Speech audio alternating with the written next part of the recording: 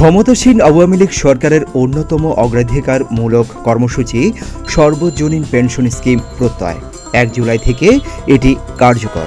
দেশের বয়স্ক জনগোষ্ঠীকে টেকসই ও সুসংগঠিত সামাজিক সুরক্ষা দিতেই এই উদ্যোগ নিয়েছে সরকার।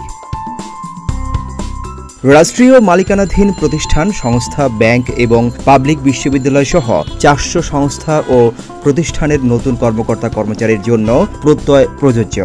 আর এতে বিরোধিতা করে আন্দোলন করছে বাংলাদেশ বিশ্ববিদ্যালয় শিক্ষক সমিতি ফেডারেশন। পেনশন স্কিম বাতিল সহ 3 দফা দাবিতে সোমবার থেকে সর্বাত্মক কর্মবিরতি পালন করছেন শিক্ষকেরা। তারা বলছেন, এই স্কিমে অন্তর্ভুক্ত হলে প্রতি মাসের বেতন থেকে মোটা অঙ্কের অর্থ পেনশন স্কিমে জমা রাখতে হবে। তাছাড়া বর্তমানে অবসর পরবর্তী সেসব সুযোগ সুবিধা শিক্ষকেরা পান তাও কমার শঙ্কা রয়েছে।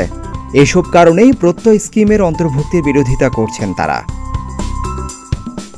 অর্থ বিভাগ বলেছে, প্রত্যয় কর্মসূচির অংশগ্রহণের জন্য কর্মচারীদের মূল বেতনের 10% বা সর্বোচ্চ 5,000 টাকা এ দুয়ের মধ্যে যেটা কম তা তাঁদের বেতন থেকে কাটা হবে।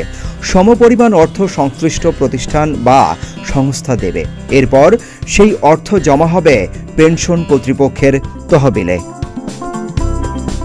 30 বছর ধরে মাসিক 2,500 টাকা হারে চাঁদা দিলে একজন কর্মচারীর নিজ বেতন থেকে চাঁদা জমা হবে 9 লাখ টাকা, আর সংশ্লিষ্ট সংস্থা জমা করবে আরও 9 লাখ টাকা। অর্থাৎ প্রতিষ্ঠান ও সংশ্লিষ্ট কর্মচারীর মোট চাঁদা হবে 18 লাখ টাকা।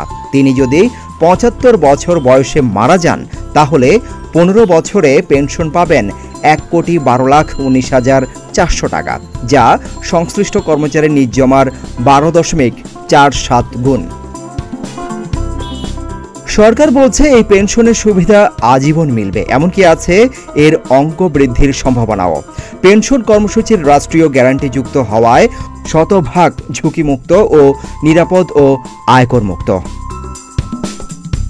এই কর্মসূচিতে নিবন্ধিত কর্মচারীরা পেনশন পাওয়ার উপযুক্ত হওয়ার পরের মাস থেকেই স্বয়ংক্রিয়ভাবে তাঁদের ব্যাংক হিসাবে মাসিক পেনশনের অর্থ পেয়ে যাবেন। পেনশন পেতে জাতীয় পেনশন কর্তৃপক্ষ বা অন্য কোনো দপ্তরে যাওয়ার বা কোনো ধরনের প্রমাণ দেখানোরও প্রয়োজন হবে না।